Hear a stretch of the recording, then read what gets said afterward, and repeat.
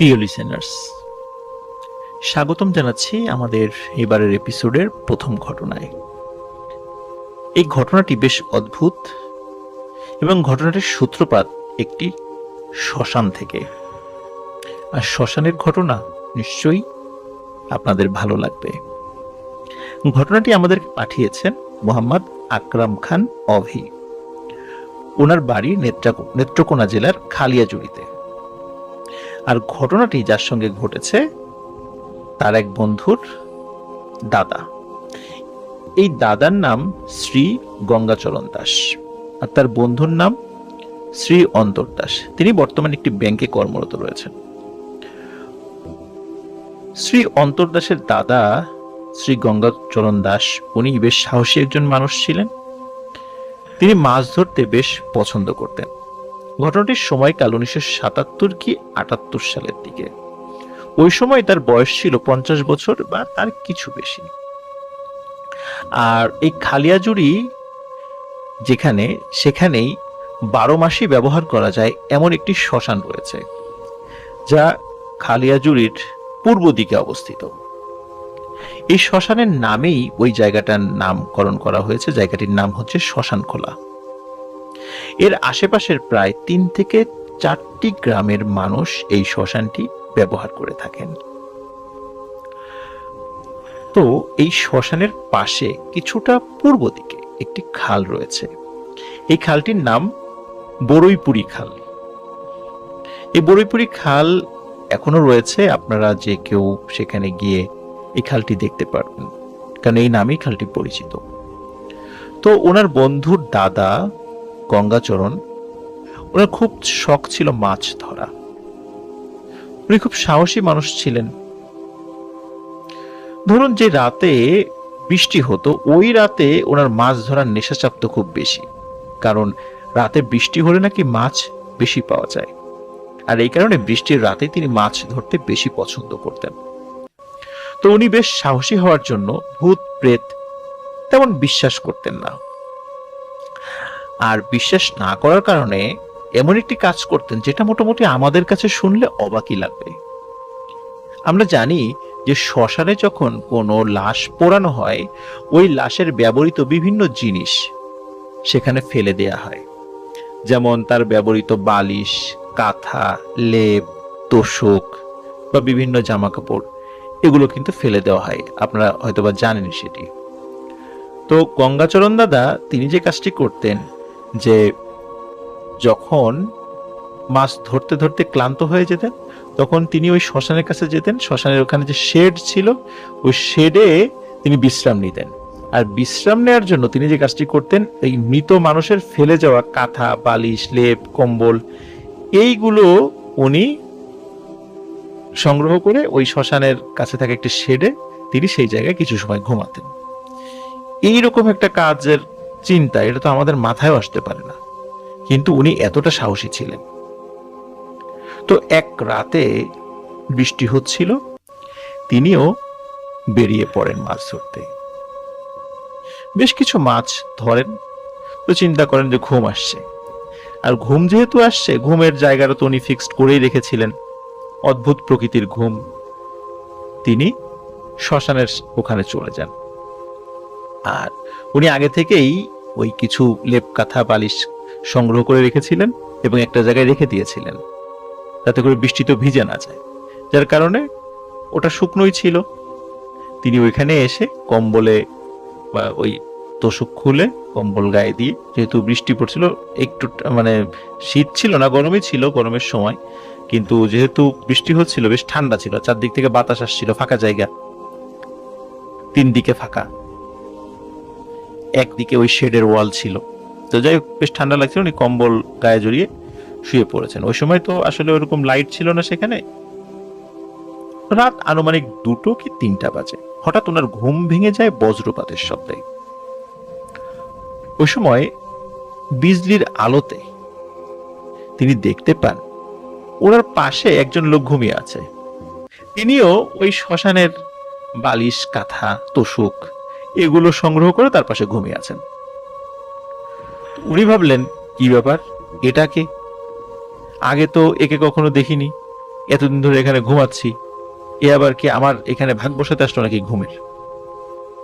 তিনি কিন্তু ভয় পেলেন না, কারণ হচ্ছে বিজলির আলোতে তিনি দেখতে পান ওই মানুষটি স্বাভাবিক মানুষের মতোই, তবে বিজলির আলোতে তাকে একটু বেশি কালো দেখাচ্ছিল।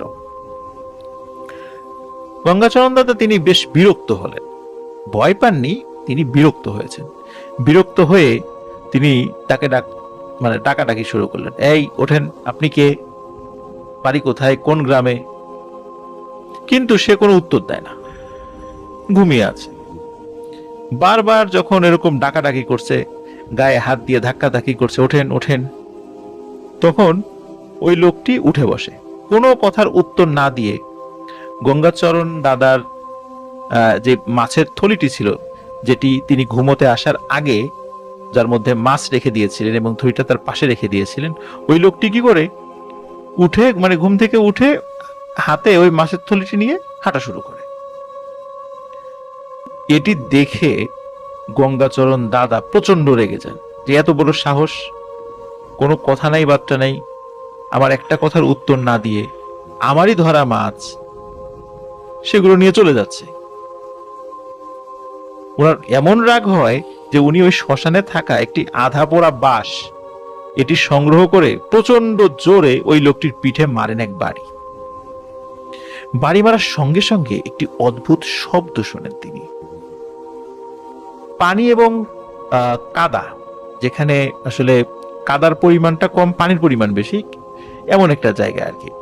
এমন একটা জায়গায় যদি কেউ বাঁশ দিয়ে আঘাত করে তখন যেরকম শব্দ হয় না, ঠিক এমন শব্দ হয়। এতে উনি চমকে ওঠেন, কি ব্যাপার, এমন শব্দ কেন? আর পিঠে বাড়ি পড়তেই ওই লোকটি ঘুরে তাকায়, আর গঙ্গাচরণ দাদা লক্ষ্য করেন ওই লোকটার নাক মুখ থেতলানো আর চোখগুলো লাল হয়ে আছে। গঙ্গাচরণ দাদা বুঝতে পারেন যে উনি স্বাভাবিক কোনো মানুষের গায়ে আঘাত করেননি।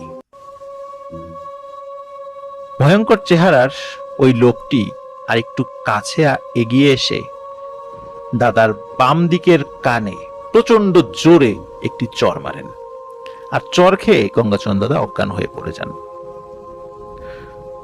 শ্মশানে এই ঘটনাটি ঘটলে, যদিও ঘটে শ্মশানে, কিন্তু পরদিন গ্রামের লোকজন ক্ষেতের মধ্যে গঙ্গাচরণ দাদার দেহকে আবিষ্কার করেন। ওনাকে উদ্ধার করা হয়, উদ্ধার করে বাড়িতে পৌঁছে দেয়। ওই দিন বিকেলে ওনার জ্ঞান ফেরে। জ্ঞান ফেরার পর উনি ফিল করছিলেন যে ওনার যে বাম কান, এই বাম কানে উনি তেমন কিছু শুনছিলেন না, এবং বাম কান এবং কানের আশেপাশের যেই মাংসপেশি বা চামড়া রয়েছে সেই জায়গাটি শক্ত হয়ে আছে। শুধু তাই নয়, তিনি বেশ জ্বরে আক্রান্ত হন। একজন কবিরাজ তিনি আসেন, তার নাম ছিল শিহাবুদ্দিন। উনি দোয়া পরে সারা শরীরে ফু দেন এবং কিছু পানি পড়া দিয়ে ওনার শরীরে ছিটিয়ে দেন। যখন এই ঘটনাটি ঘটে তখন কবিরাজ সহ উপস্থিত সবাই দেখতে পান যে গঙ্গাচরণ দাদার কানের ভেতর থেকে এবং কানের বাইরের যে অংশটা শক্ত হয়েছিল সেখান থেকে সাদা ধোঁয়া উঠছে। তখন কবিরাজ বলেন যে গঙ্গাচরণ, তুমি তো কাজটি ভালো করনি, তোমার মাছ নিয়ে যাচ্ছিল কিন্তু তোমার ক্ষতি তো করেনি, তুমি তো তাকে বারবার বিরক্ত করেছো, তোমার তো বোঝা উচিত ছিল যে এই সময়ে তোমার পাশে ঘুমিয়ে আছে এটি স্বাভাবিক কিছু না, তুমি বারবার তাকে ডিস্টার্ব করেছো, তাকে ঘুম থেকে টেনে তুলেছো, আর তোমার মাছ নিয়ে যখন চলে যাচ্ছিল তোমার উচিত হয়নি তাকে বিরক্ত করার, তুমি তাকে আঘাত করেছো। এটি শ্মশানে থাকা এক ধরনের জিন, এটি এমন এক ধরনের জিন, এটি সাধারণত মানুষের ক্ষতি করে না যদি না তাকে বিরক্ত করা হয়, কিন্তু তুমি তাকে বিরক্ত করেছো, সে কিন্তু শুরুতে তোমাকে বিরক্ত করেনি, তোমার বিরক্তির কারণে সে তোমার মাছ নিয়ে চলে যাচ্ছিল, আর কোনো ক্ষতি করতো না, কিন্তু তারপরেও তুমি তাকে আঘাত করেছো। এই কারণেই ওই জিনটি তোমার এক কানকে নষ্ট করে দিয়েছে, তোমাকে সে জানে মেরে ফেলতে পারতো কিন্তু সে সেটি করেনি। কিন্তু সমস্যার সমাধান তো এখানে হচ্ছে না, কারণ গঙ্গাচরণ দাদা তো কানে শুনতে পাচ্ছেন না, এর সমাধানটা কি? তখন কবিরাজ শিহাবুদ্দিন উনি একটি সমাধানের পথ বাতলে দেন। তিনি বলেন যে একটি মাত্র পথ আছে, সেটি হচ্ছে যে 7 দিন পর অমাবস্যার রাত। এই অমাবস্যার রাতে আশেপাশের যেই গ্রামগুলোর নামের শেষে পুর রয়েছে, যেমন আমাদের বিভিন্ন জেলার নাম রয়েছে রংপুর, দিনাজপুর, তাই না, এমন রয়েছে, যেমন পিরোজপুর, ঠিক এমন আশেপাশে যে গ্রামগুলো পুর দিয়ে রয়েছে, ওই অমাবস্যার রাতে ওই 5টি গ্রাম থেকে এক রাতের মধ্যে মাটি সংগ্রহ করতে হবে এবং এই মাটির প্রলেপ, এই 5টি গ্রামের মাটি এক জায়গা করে মাটির প্রলেপ গঙ্গাচরণ দাদার কানে এবং কানের আশেপাশে দিতে হবে, তাহলে ঠিক হয়ে যাবে। কিন্তু সমস্যা বেঁধে গেল একটা বিষয় নিয়ে। কবিরাজ বলল এই কাজটি অন্য কেউ করলে হবে না, গঙ্গাচরণ দাদারকে তাকেই করতে হবে। কি আর করা, 7 দিন পর অমাবস্যার রাতে গঙ্গাচরণ দাদা নিজেই মাটি সংগ্রহ করতে বের হয়ে যান। কবিরাজ শিহাবুদ্দিন কিন্তু গঙ্গাচরণ দাদার বাড়িতে অপেক্ষা করছিলেন, সংগ্রহ করে আসবেন, কারণ ওই রাতেই তাকে সূর্যোদয়ের আগেই এই মাটি দিয়ে প্রলেপ দিতে হবে। তবে যাওয়ার আগে কবিরাজ শিহাবুদ্দিন পোড়া তেল গঙ্গাচরণ দাদার শরীরে মাখিয়ে দেন, যাতে কোনো প্রকার অপশক্তি তাকে ক্ষতি করতে না পারে। তো উনি মাটি সংগ্রহ করতে করতে যখন 4 নাম্বার গ্রাম সেখানে গিয়েছেন, গ্রামের নাম ছিল হচ্ছে আদমপুর। যখন ওই গ্রামে গিয়েছেন তখন ওই গ্রামের ওনার পরিচিত একটি বাড়ির উঠোনে যখনই হাত রেখেছেন, তখন সাথে সাথে মনে হচ্ছিল চারদিকে বিনা বাতাসের ঝড় শুরু হয়ে গেছে। কারণ বাতাস তার শরীরে রাখছিল না, কিন্তু ঝড়ে মনে হচ্ছিল গাছগুলো ভেঙে পড়ে যাবে, এমন একটি অবস্থা। এবং উনি শুনতে পান ভয়াবহ কিছু শব্দ, গুম গুম শব্দ, তারপরে মনে হচ্ছে যে ভয়ানক বাজখাই কণ্ঠে কেউ কথা বলছে এমনটি, কিন্তু সেই কথাগুলো অস্পষ্ট, বোঝা যাচ্ছে না। এবং গাছপালা মনে হচ্ছে উড়িয়ে নিয়ে যাবে, কিন্তু কোনো বাতাস ওনার কিন্তু গায়ে লাগছে না। উনি বুঝতে পারেন এটা কোনো মায়া ঝড়, যা ওই জিনটা করে যাচ্ছে এবং তাকে মাটি নিতে দেবে না, তাকে ভয় দেখাচ্ছে। শেষ গ্রাম অর্থাৎ 5 নম্বর গ্রামের নাম ছিল ভল্লভপুর। ওই গ্রামে যখন তিনি পৌঁছান তখনও তিনি মাটি নেননি। গ্রামে পৌঁছানো মাত্রই হাতি, সিংহ, বাঘ ইত্যাদির ভয়ঙ্কর গর্জন শুনতে পান, আর ওই বাতাসহীন ঝড় তো চলছেই। তিনি সাহস করে ভল্লভপুর গ্রামের মাটি সংগ্রহ করে খুব দ্রুত খালিয়াজুড়ি ওনার গ্রামে এসে ওনার বাড়ির উঠোনে চিৎকার দিয়ে অজ্ঞান হয়ে পড়ে যান। তো ওই রাতেই ওনার জন্য ওই কবিরাজ অপেক্ষা করছিলেন আগে থেকেই। তিনি ওনার জ্ঞান ফিরিয়ে ওনার কাছে থাকা এক প্রকার লাল রঙের তরল ওই মাটিগুলোতে মিশিয়ে ফেলেন। মিশিয়ে গঙ্গাচরণ দাদার কানে দেওয়ার জন্য এক ধরনের প্রলেপ তৈরি করেন এবং কানের আশেপাশে জায়গাটি শক্ত হয়েছিল সেইখানে লাগিয়ে দেন এবং ওনাকে ঘুমিয়ে পড়তে বলেন। অদ্ভুত ব্যাপার, পরদিন সকালে ঘুম থেকে উঠে তিনি অনুভব করেন যে তার কান একদম স্বাভাবিক, তিনি কানে আগের মতো শুনছেন এবং ওই কানের আশেপাশে যে জায়গাটা শক্ত হয়ে গিয়েছিল বা কান শক্ত হয়ে গিয়েছিল সেটা কিন্তু নাই, একদম স্বাভাবিক হয়ে গেছে। এরপর থেকে তিনি রাতে আর মাছ ধরতে যেতেন না। প্রিয় লিসেনার্স, ঘটনার সমাপ্তি কিন্তু এখানেই নয়। এই ঘটনার 2 মাস পর গঙ্গাচরণ দাদা ঘুমের মধ্যে মৃত্যুবরণ করেন। তিনি কিন্তু একজন সুস্থ স্বাভাবিক মানুষ ছিলেন, তার কোনো রোগও ছিল না। কেন তিনি ঘুমের মধ্যে মৃত্যুবরণ করেছিলেন? ঘুমের মধ্যে তিনি কি কিছু দেখেছিলেন, বা কেউ কি এসে তাকে হত্যা করেছিল, প্যারানরমাল বা অশরীরী কিছু? কিন্তু তিনি তো মারা গিয়েছেন, এই জন্য এই তথ্য আমরা আর জানতে পারিনি। যা হোক, এটি ছিল ঘটনা। ধন্যবাদ আকরাম খান অভিকে। আপনি নেত্রকোনা জেলা থেকে আমাদেরকে শুনছেন এবং আমাদেরকে ঘটনা পাঠিয়েছেন। আসলে সত্য ঘটনা বা গ্রামের ঘটনার একটা অন্য ধরনের অনুভূতি থাকে। আপনারা যে ঘটনাগুলো পাঠাচ্ছেন এই ঘটনাগুলোতে গ্রামের সেই অনুভূতিটা আমরা পাই। অসংখ্য ধন্যবাদ। আশা করি অভিভাই আপনি আরো ঘটনা আমাদেরকে পাঠাবেন। আপনার পরবর্তী ঘটনার জন্য আমরা অপেক্ষায় থাকব। চলে যাচ্ছি আমাদের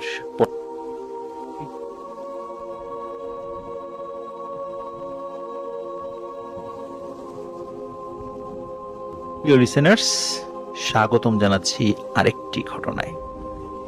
এবারের ঘটনাটি যিনি পাঠিয়েছেন আমি তার ভাষাই আপনাদেরকে পড়ে শোনাবো, কারণ তিনি অনেক সুন্দর করে বর্ণনা দিয়ে আমাদেরকে লিখে পাঠিয়েছেন। আশা করি তার ভাষাতে যদি আমি পড়ে শোনাই আপনাদেরও ভালো লাগবে। যিনি পাঠিয়েছেন তার নাম জোবাইর ইসলাম জারিফ, গ্রাম দুরুলিয়া, ইউনিয়ন খোট্টাপাড়া, উপজেলা শাহজাহানপুর, জেলা বগুড়া। চলে যাচ্ছি ঘটনায়। আমাদের দুরুলিয়া গ্রামের সবচেয়ে বড় বাঁশঝাড় আছে, সেখানে একটা মঠ ছিল। এটি স্থানীয়রা দরগাতলা নামে ডাকে। এটি মূলত আমাদের পরিবারের মালিকানাধীন একটি জায়গা। এই মঠ সম্পর্কিত অনেক ঘটনা রয়েছে, সেগুলো থেকে ইনশাল্লাহ একটি ঘটনা বলবো আজ। তার আগে মঠের কিছু ইতিহাস জানালে ভালো হয়। ব্রিটিশ আমলে আমাদের গ্রাম ছিল নওগাঁর বলিহার জমিদারি স্টেটের আওতাভুক্ত এবং এই মঠটিও সেই স্টেটেরই ছিল। প্রায় 150 থেকে 200 বছর আগে আমাদের গ্রামের দক্ষিণ দিকে হিন্দু বসতি ছিল। তখন তারা এই মঠে পূজা অর্চনা করত। তারপর থেকে আস্তে আস্তে ওই হিন্দুরা পার্শ্ববর্তী আরেকটি জায়গায় চলে যায়, যার কারণে তখন এই মঠ এবং মঠের আশেপাশের জায়গা পরিত্যক্ত হয়ে যায়। আমার প্রপিতামহ মৃত সলিমুদ্দিন ফকির ছিলেন বলিহারের জমিদার বিমলেন্দু রায় বাহাদুরের নায়েব এবং এলাকার জোতদার। সে হিসেবে জমিদার এই মঠ ও মঠ সংলগ্ন জমির মোতোয়ালি হিসাবে তাকে নিযুক্ত করেন এবং জমিদার এই মঠের নিয়মাবলী হিসেবে পুরোহিতদের সাথে পরামর্শ করে কিছু বাধ্যতামূলক শর্ত আরোপ করেন। শর্তগুলো ছিল এমন: এই মঠ এবং সংলগ্ন জায়গার যেসব জিনিস, যেমন গাছপালা, বাঁশ ইত্যাদি, এমনকি মঠের ইট পর্যন্ত কোনো মানুষ হস্তক্ষেপ করতে পারবে না। শুধু আমাদের পরিবারের উত্তরসূরিগণ এই জায়গা থেকে যা শুধু উৎপাদন হবে, যেমন গাছ, বাঁশ, সেগুলোর অর্ধেক নিজেরা ব্যক্তিগত কাজে ব্যবহার করতে পারবে, আর বাকি জিনিস বা তার অর্থ কোনো ধর্মীয় প্রতিষ্ঠান যেমন মন্দির, মসজিদ এগুলোতে দান করে দিতে হবে। আর এই শর্ত আমাদের পরিবার যুগের পর যুগ ধরে আমরা মেনে আসছি এবং আমাদের সাথে এমন সময় এও ঘটেছে যে যদি আমরা কোনো বছর এই জায়গার উৎপাদিত অর্থ শুধু নিজেরা ব্যবহার করেছি, তাহলে এর পরের বছর আর সেখানে গাছ বা বাঁশ এগুলো হতো না। নতুন করে যদি লাগানো হতো সেগুলো জীবিত থাকতো না। আর যদি বাইরের কেউ এই জায়গা থেকে কোনো জিনিস নিয়ে যেত তাহলে তার সাথে বিপদ ঘটতো। তো যাই হোক, আমি যেই মূল ঘটনা শেয়ার করব সেটাতে চলে যাচ্ছি। ঘটনাটি আজ থেকে প্রায় 30 বছর আগের। আমাদের গ্রামে এক লোক বাস করত, তার নাম ছিল পাখি। তার বাড়ি ছিল সেই বাঁশঝাড়ের পাশে। সে কাজ করত অগ্রণী ব্যাংকে। ব্যাংকটি ছিল গ্রামের করতোয়া নদীর ঠিক ওপারেই। প্রতিদিন সে বিকেলের মধ্যেই বাড়ি ফিরত, কিন্তু সেদিন ব্যাংকে কাজের প্রচুর চাপ থাকায় ফিরতে তার দেরি হয়ে যায়। এমন সময় তিনি যখন যখন ব্যাংক থেকে বের হয়েছেন, তিনি যখন ফিরছিলেন তখন একটি বড় তেঁতুল গাছ দেখতে পান। এটি তার চলার পথেই ছিল। তিনি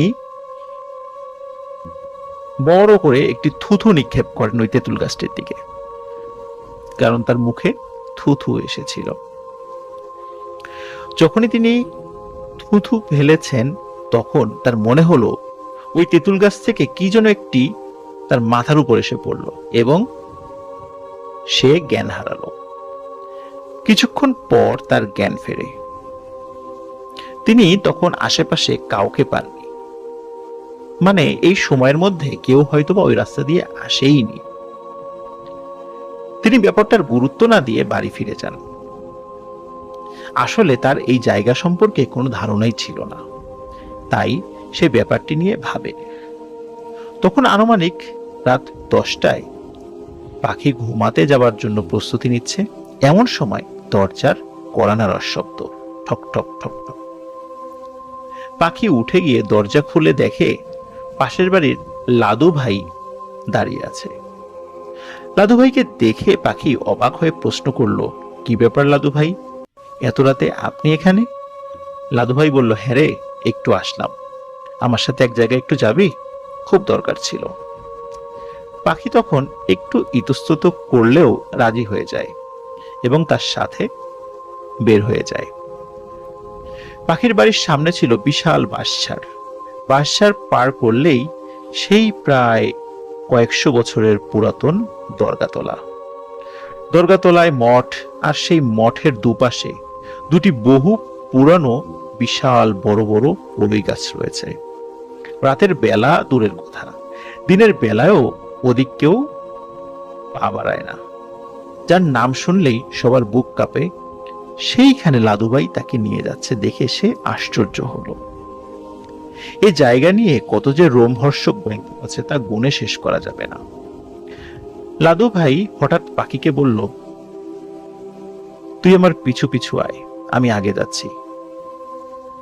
লাদু ভাইকে দরগার রাস্তা ধরতে দেখে পাখি যেন পাথর হয়ে গেল। পাখি বলল, লাদু ভাই সামনে তো। কথা শেষ করতে না করতেই লাদু ভাই বলল, আরে বেটা ভয় নেই, চল আমার সাথে। ঝোপঝাড় পেরিয়ে মঠের সামনে পৌঁছে পাখি হঠাৎ দেখলো লাদু ভাই কোথাও নেই। এমনকি আশপাশে কোনো জীবজন্তুর হদিস বলতেও কিছু নেই। সে ভয়ে কাঁপতে শুরু করলো। পাখির হঠাৎ চোখ গেল মঠের দুই প্রান্তে থাকা দুটি কড়ই গাছের দিকে, এবং সে যা দেখলো তা দেখে তার বেহুশ হবার জোগাড়। দুই কড়ই গাছে দুটো পা দিয়ে এক বিভৎস নারী মূর্তি বসে আছে তার দিকে তাকিয়ে। কপালে তার বড় লাল টিপ আর মুখে ভয়ঙ্কর একটি হাসি। গায়ে তার সাদা শাড়ি এবং সাদা শাড়ির পাড় লাল রঙের। পাখির পা দুটো যেন মাটিতে এঁটে গেছে, ছুটে পালাবার মতো শারীরিক শক্তি নেই যেন তার। এমন সময় সেই নারী মূর্তি ভয়ঙ্কর হুঙ্কার দিয়ে বলে উঠল, তুই আমার অবলা ভাগ্নের গায়ে থুথু ফেলেছিস? সে একটু তেঁতুল তলায় একলা খেলছিল, কাজটি কিন্তু তুই মোটেও ভালো করিস। এমন সময় পাখি বুঝতে পারে যে এখন তার পালাবার সময় হয়ে গেছে, সে একটা বিপদে পড়ে গেছে। যখনই সে পালাবার চেষ্টা করবে তখন সে বুঝতে পারল কয়েকজন লোক তাকে চারদিক থেকে ঘিরে ফেলেছে এবং একটি লাঠি দিয়ে বেদম ভাবে পেটাচ্ছে। কিন্তু অন্ধকারে কাউকেই সে চিনতে পারছে না। মারের ব্যথা সহ্য করতে না পেরে পাখি জ্ঞান হারালো। ভোর রাতে তার যখন জ্ঞান ফিরল তখন সে দেখল কে বা কারা মঠের অদূরে একটি নারকেল গাছের সাথে তাকে বেঁধে রেখেছে। তখন পাখি শরীরের সমস্ত শক্তি দিয়ে চিৎকার করে লোক ডাকতে থাকল। কিছু লোক সেই ডাক শুনতে পায়, তারা এসে পাখিকে উদ্ধার করে। পাখি তখন সব ঘটনা সবাইকে খুলে বলে। মূলত করতোয়া নদীর ওপারে পাখির কর্মস্থল, মানে ওই ব্যাংকটির পেছনের যে জঙ্গল রয়েছে, ওই জঙ্গলের যে তেঁতুল গাছ, সেখানে একটি মহিলা জিন বসবাস করত। সেদিন ওই তেঁতুল গাছের নিচে তার ছেলে খেলছিল, আর তখন পাখিও ভুলবশত থুথু নিক্ষেপ করে এবং সেটি ওই জিনের যে বাচ্চা তার গায়ে লাগে। তখন এই ঘটনাটি ঘটার পর ওই জিনের যেই বোন, সেই বোনটি মূলত লাদু ভাই সেজে পাখিকে মায়া জালে আবদ্ধ করে তাকে নিয়ে গিয়েছিল। পরবর্তীতে জানা যায় যে লাদু ভাই ওই রাতে বেশ তাড়াতাড়ি ঘুমিয়ে গিয়েছিল, সে কিন্তু বাড়ি থেকে আর বেরই হয়নি। পরবর্তীতে এক ব্যাংক কর্মীকে যখন পাখি বিষয়টি বলে, তখন ওই ব্যাংক কর্মী খুব ভালো করে ওই জঙ্গল সম্পর্কে পাখিকে খুলে বলে। পাখির শরীরে এখনো সেই রাতের আঘাতের চিহ্ন রয়েছে। প্রিয় লিসেনার্স, একটি বিষয় আমাদের জানা উচিত, সেটি হচ্ছে আমরা রাতের বেলা ঘরের বাইরে থুতু ফেলি, কাশি ফেলি, এঁটো পানি ফেলি, ময়লা আবর্জনা ফেলি, এরকম অনেক জিনিস ফেলি। রাতের বেলা সাধারণত জিনেরা এ সমস্ত জায়গা দিয়ে, আমাদের ঘরের আশপাশ দিয়ে যখন যায়, তখন এই ধরনের নোংরা জিনিস যদি তাদের গায়ে পড়ে, স্বাভাবিকভাবেই তারা মানুষের ক্ষতি করবে। আমাদের এই বিষয়গুলো সম্পর্কে সচেতন থাকা জরুরি। পাখি ভাইয়ের সাথে যে ঘটনাটি ঘটেছিল, এটি তার ইচ্ছাকৃত যদিও ছিল না, তারপরেও এভাবে জঙ্গলের মধ্যে হঠাৎ করে থুথু ফেলা, এটি তিনি ভুলবশত করে ফেলেছিলেন, ইচ্ছাকৃত করেননি। তাই হয়তোবা জানে মারেননি, কিন্তু আমাদের কিন্তু এই বিষয়গুলো সম্পর্কে সচেতন থাকতে হবে। আশা করি ঘটনাটি আপনাদের ভালো লেগেছে। ধন্যবাদ জারিফ ভাই চমৎকার একটি ঘটনা পাঠানোর জন্য। আমরা চলে যাচ্ছি